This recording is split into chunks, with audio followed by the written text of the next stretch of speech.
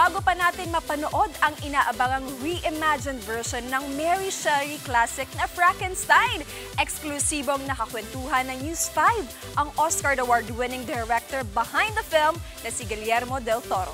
Nasa frontline ng balitang yan si MJ Marfori.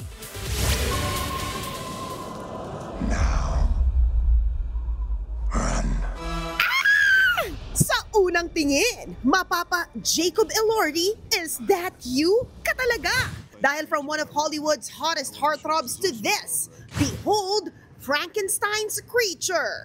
10 hours sa makeup chair at 42-piece prosthetics lang naman ang pinagdaanan ng aktor para isabuhay ang isang iconic character na ani ay mas tao pa nga raw ang asta kesa sa karaniwang nilalang. Yan ang kinuwento sa News 5 ni Oscar Award-winning visionary director Guillermo del Toro. When we were talking on the phone, on our first interview on Zoom, you know, Jacob said something that immediately won him the part. He said, "This creature is more me than me." He says, "I am that creature," you know, and he says, "People only see my outside, but inside I am this creature." Para kay Guillermo, hindi lang ito horror. Isa itong pagninilay sa kung anong ibig sabihin ng pagiging tao. But the movie is very Catholic.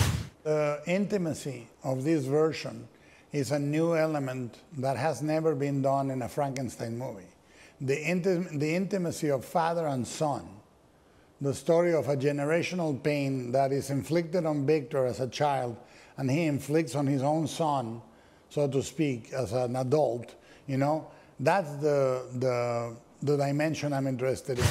Una nang nagkaroon ng 15-minute standing ovation sa Venice Film Festival ang Frankenstein. At isa ito sa mga pelikula na may malakas na awards buzz. Mapapanood na ang Frankenstein sa Netflix sa November 7. Nagbabalita mula sa Frontline. MJ Marfori, News 5. Mga kapatid, Jervy Wrightson po. Eto na nga.